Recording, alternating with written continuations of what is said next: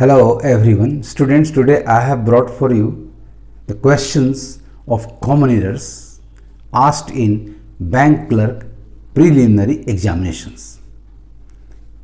इस common error के question में प्रत्येक क्वेश्चन में एक सेंटेंस दिया गया है जिसे 5 पार्ट्स में डिवाइड किया गया है.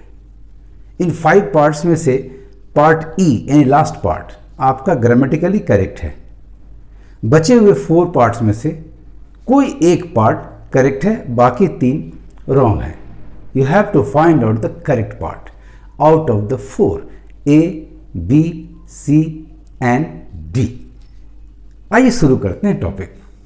Question number 1, it was better to stay at home then to walk at the street when there erupts a communal riot.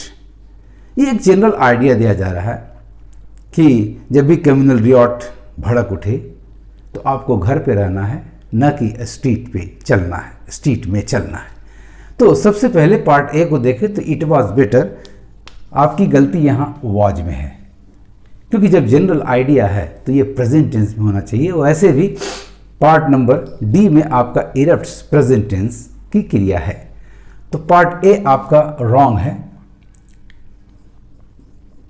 यहाँ वॉच की जगह ईज होना चाहिए था. चलिए, ये हमारा ऑप्शन नहीं होगा. This is eliminated. Part B को देखें. एट होम करेक्ट है. देन टू, रिमेंबर जब भी देन से या एज से वर्ब की तुलना हो, फर्स्ट वर्ब यदि इन्फिनिटिव हो two plus main verb number 1, तो सेकेंड वन यानी देन के बाद आने वाली क्रिया बेयर इन्फिनिटिव होनी चाहिए. यानी आपके पार्ट बी में ये जो टू है इन्फिनिटिव, ये आपका रॉन्ग है. So this is eliminated. Part B में टू की जरूरत नहीं है, ओनली मेन वर्ब नंबर 1 यानी बेयर इन्फिनिटिव का प्रयोग होना चाहिए था. पार्ट सी में देखते हैं. Walk at the street. याद रखना है, स्ट्रीट, लेन, इन सभी में इनक्लोजर का सेंस होता है और इनक्लोजर के लिए प्रीपोजिशन इन का प्रयोग होना चाहिए. यानी पार्ट सी भी आपका रॉन्ग है. पार्ट सी में एट की जगह इन शुड बी यूज्ड. अब बचा part D. Erupts a communal riot. Part D आपका बिल्कुल करेक्ट है. पार्ट डी में नो एरर. तो इस तरह से आपका पार्ट ई तो करेक्ट है. इस तरह से आपका सेंटेंस बिल्कुल करेक्ट हो जाएगा. तो करेक्ट सेंटेंस होगा students, it is better to stay at home then walk in the street when there erupts a communal riot. एक एक पार्ट को ध्यान से पढ़ेंगे. आइए आते हैं क्वेश्चन नंबर 2 पे. अ डॉग्स सुन. आ के साथ डॉग्स प्लुरल नहीं होगा, सिंगुलर करते हैं. सिंगुलर करते हैं तो फिर यहां भी चेंज करना होगा, यानी नोज करना होगा. पर्सन हुम इट आर, तो यहां एजेंट है, यानी वह पर्सन जिसके द्वारा डॉग को काइंडली ट्रीट किया जाता है. यानी यहां भी गलती है, प्रीपोजिशन चाहिए हमें. इट के साथ आर कभी नहीं होगा. यहां इट स्टैंड कर रहा है डॉग्स के लिए, इसका मतलब सारे पार्ट्स रॉन्ग हो जाएंगे, जबकि एक पार्ट करेक्ट होना चाहिए ई को छोड़कर. इसका मतलब पार्ट ए में आपके ए सुपरफ्लुअस है, ये रॉन्ग है, इसे हटा देना होगा. तो पार्ट ए में ए आर्टिकल की आवश्यकता नहीं है. डॉग्स आपका प्लूरल नाउन बिल्कुल करेक्ट है. Dogs soon. नो द, यहां कोई प्रॉब्लम नहीं है. ए आपका रॉन्ग हुआ, बी आपका करेक्ट है. एग्रीमेंट है. डॉग्स प्लूरल, उसके साथ क्रिया main verb number 1. Person whom, यहां हुम के पहले हमें एजेंट शो करने वाला प्रीपोजिशन बाय लगाना होगा, क्योंकि उसके बाद वाली क्रिया जो है पैसिव जा रही है. आर काइंडली ट्रीटेड, यानी यहां भी आपकी एरर है. यहां हुम के पहले कमी है. तो पार्ट नंबर सी में बाय हुम का प्रयोग करना होगा. और पार्ट डी में आर रॉन्ग है, इट के साथ ईज होना चाहिए था. तो पार्ट डी में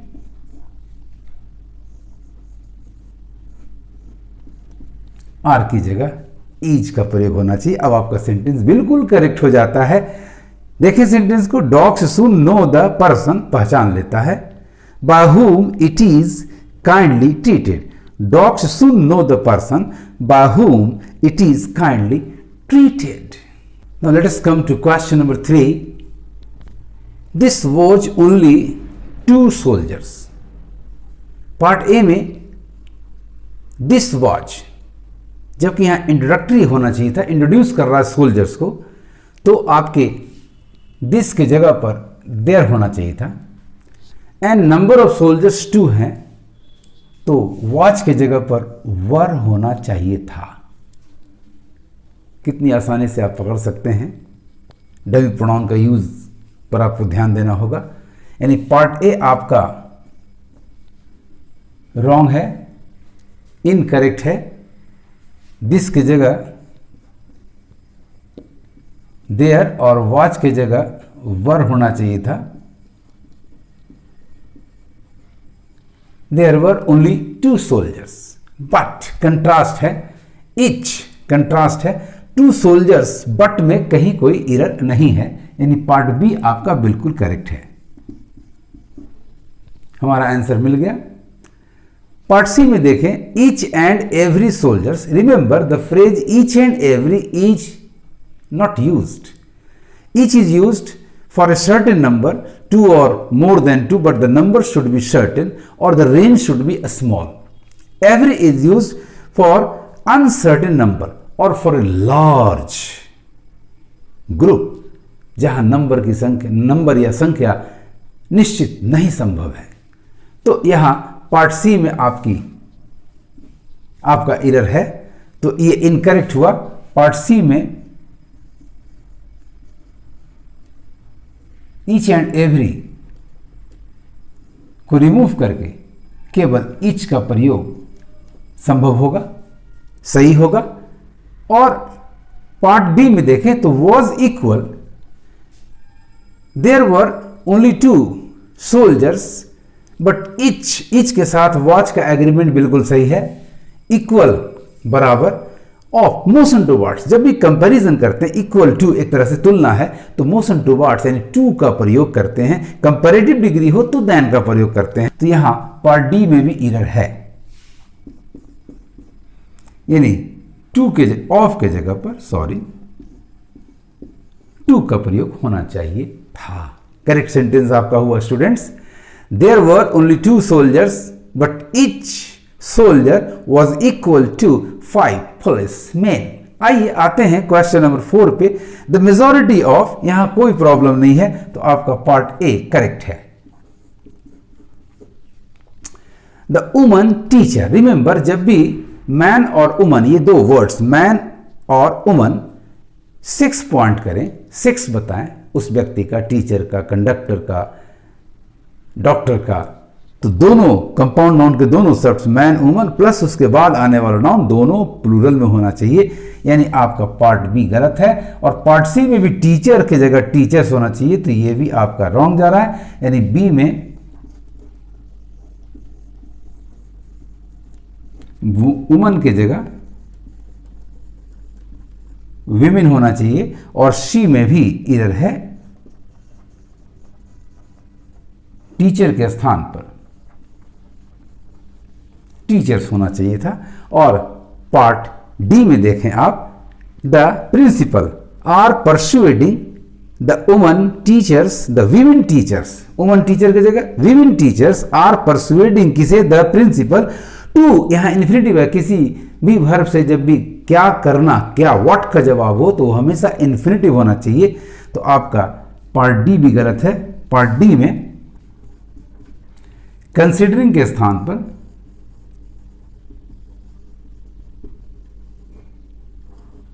कंसीडर, मेन वर्ब नंबर 1 का प्रयोग होना चाहिए।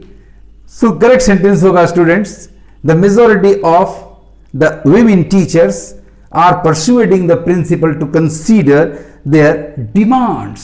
Now come to question number 5. These type of books, आपका demonstrative adjective these है, तो these के साथ आने वाला नाउन प्लूरल होना चाहिए। सो टाइप आपका यहां रॉन्ग जा रहा है, यानी part A is incorrect. In place of type we should use types. These types of books are certainly helpful. Part B में कोई इरर नहीं है, तो पार्ट बी आपका करेक्ट है. This is the right option. Helpful to motion towards to the students, लेकिन यहां infinitive क्या करने के लिए, फिर देखिए वर्ब से व्हाट का जवाब आ रहा है तो इन्फिनेटिव टू होना चाहिए, यानी पार्ट सी भी आपका रॉन्ग है. पार्ट सी में प्रिपेयर के पहले टू का प्रयोग होना चाहिए था, to prepare.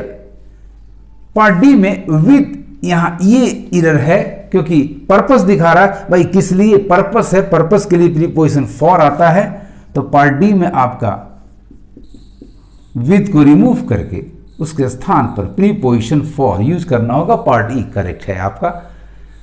So correct sentence आपका होगा students, these types of books are certainly helpful to the students to prepare for the banking service examinations. इस तरह से स्टूडेंट्स आप हर पार्ट के हर वर्ड को ध्यान से पढ़ें, और जो भी चाहे वो एडजेक्टिव की गलती हो, नाउन की गलती हो, वर्ब की गलती हो, प्रीपोजिशन की गलती हो, कंजंक्शन की गलती हो, जो भी गलती हो उसे आप पकड़कर सेंटेंस को ग्रामेटिकली करेक्ट बनाएं और साथ साथ राइट ऑप्शन सेलेक्ट करके उसे मार्क कर दें.